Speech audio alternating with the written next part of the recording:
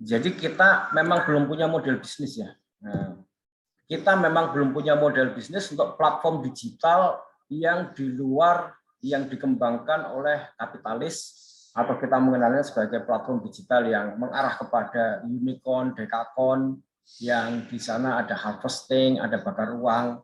Nah, itu kita belum punya model bisnis. Ini sudah lama kita bicarakan, kita sudah banyak mengevaluasi tentang itu. Nah, sekarang saatnya kita mencari rumusan model bisnis platform digital yang kita rumuskan sebagai platform digital komunitas itu.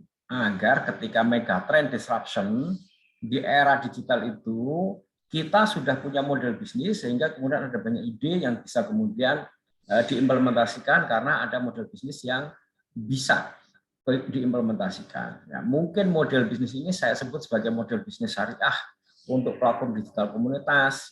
Bisa juga saya menyebut sebagai model bisnis berseri.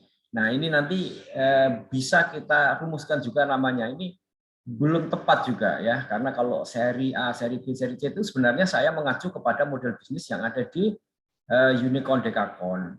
Ya, jadi nanti saya khawatir ketika kemudian saya menjelaskan model A-nya begini, seri A B-nya, seri A-nya begini, seri B-nya begitu, seri C-nya begitu, nanti yang datang terlambat mengatakan, "Loh, seri A itu tidak begitu, seri B itu tidak begitu, seri C itu tidak begitu," kan gitu.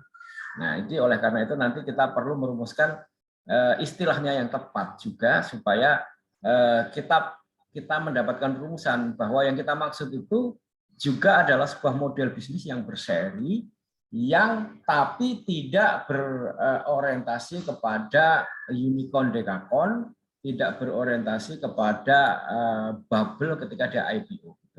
Itu yang kita maksud dengan bagaimana kita merumuskan model bisnis berseri syariah. Ya, nah, syariah ini mengacu kepada kata-kata Islam yang maksudnya adalah ya kita ini kan mayoritas Muslim dan kemudian ada ekonomi Islam. Nah, ekonomi Islam itu kita sering menyebutnya sebagai ekonomi syariah dan ini sudah menjadi bagian kehidupan kita sehari-hari ya. Ada bank syariah, ada fakultas ekonomi syariah, ada apa namanya ya macam-macam secara ekonomi itu secara syariah, koperasi syariah, simpan pinjam syariah. Jadi kata syariah ini sudah umum ya. Jadi jangan sampai kemudian kita apa namanya terfragmentasi pikiran, terframing bahwa syariah ini sesuatu yang menakutkan. Tidak, syariah ini sudah ada di dalam kehidupan sehari-hari. Kita menemukan bank syariah itu banyak.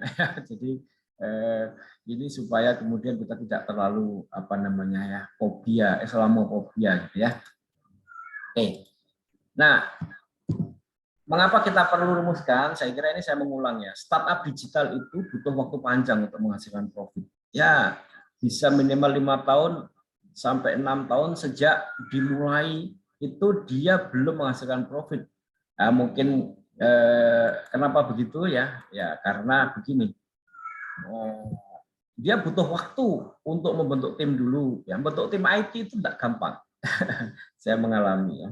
Bentuk tim IT itu tidak gampang. Kalau kita cari yang pinter sama pinternya bertemu debat sendiri gak mari-mari.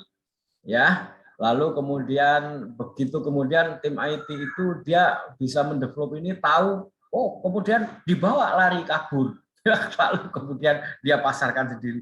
Itu bisa terjadi itu. Jadi satu butuh waktu untuk membentuk tim, butuh waktu untuk mendevelop aplikasinya. Nah, ketika mendevelop aplikasinya itu perlu ada namanya bisnis proses. Itu bisa diskusinya panjang itu. Namanya bisnis proses itu ya, misalnya nih proyek platform aplikasi ini akan melibatkan berapa orang, berapa aktor. Maka semua aktor itu harus ditanyai, diwawancarai. Jadi Anda itu kalau melakukan ini apa saja yang Anda butuhkan. Lalu kemudian dirumuskan menjadi algoritma. Algoritmanya nanti kemudian dibuat menjadi BRS, Business Requirement System.